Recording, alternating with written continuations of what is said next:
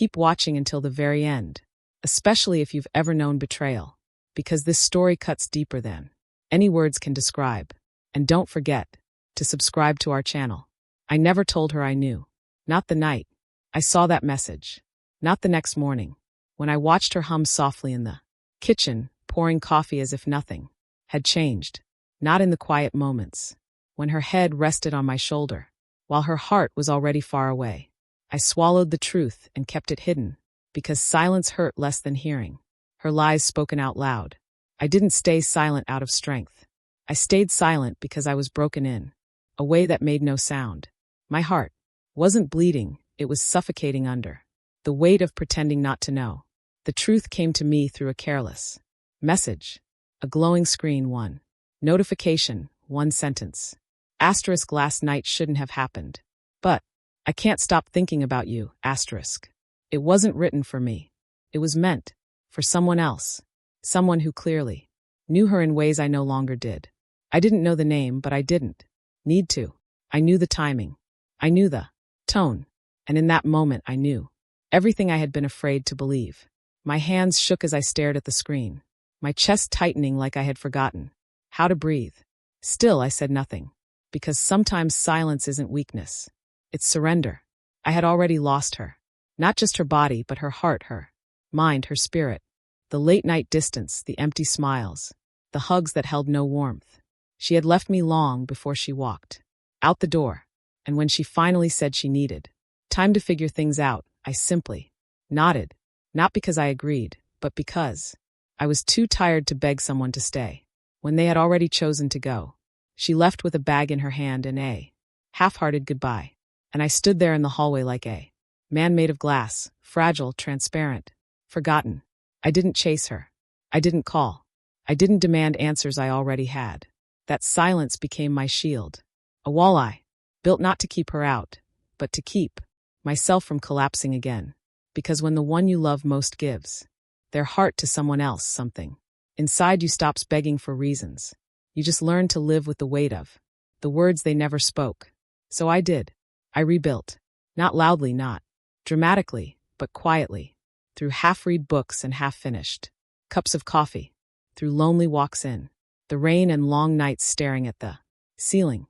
I survived one day at a time, her memory lingering like dust in the air, unseen, but always present. Months went by, seasons shifted, and I assumed she had too, until one unexpected afternoon. It was a crowded street festival, music blaring from a nearby stage, children laughing, people everywhere. I was with a friend, half listening, half lost in thought, when I heard it. My name, soft, barely audible, but unmistakable. Because when someone you once loved whispers your name, your soul remembers, even if your heart has tried to forget. I turned, and there she was, just a few feet away, alone, hair pulled back, nervous fingers clutching the strap of her purse, her eyes locked on mine as if she had seen a ghost. And maybe she had, because the man she once left behind no longer existed. She stepped toward me carefully, as if the ground between us might break. I wasn't sure it was you, she said, her voice trembling. But I had to know. I didn't answer.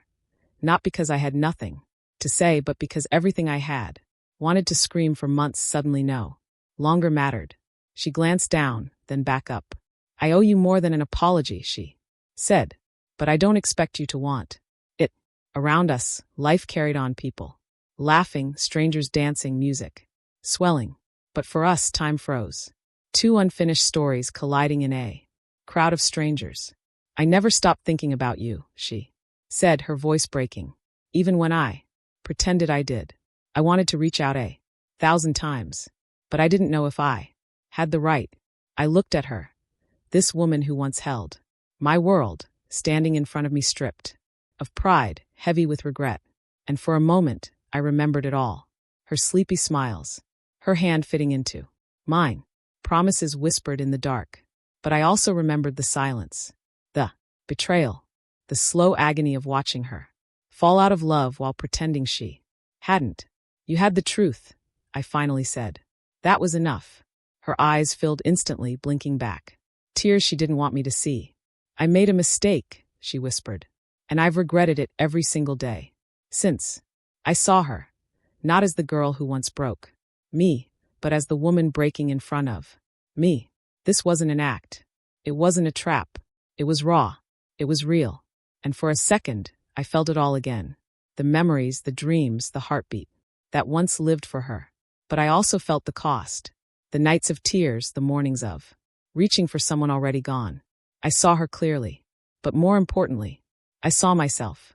And I realized I didn't need her apology. To move forward, I already had. I forgive you, I said softly. She gasped, as if those words allowed her to breathe again. But I don't want to go back, I added. Her lip trembled. I didn't come here to ask you to, she replied quietly. I just needed to know if I was still someone worth forgiving. And right then I knew I was healed. Because forgiveness wasn't about erasing what she did. It was about freeing myself from being defined by it. She stepped back, tears glistening, and just before turning away, she gave me a smile. Not a hopeful smile. Not a forced one, but a real one. Thank you, she whispered.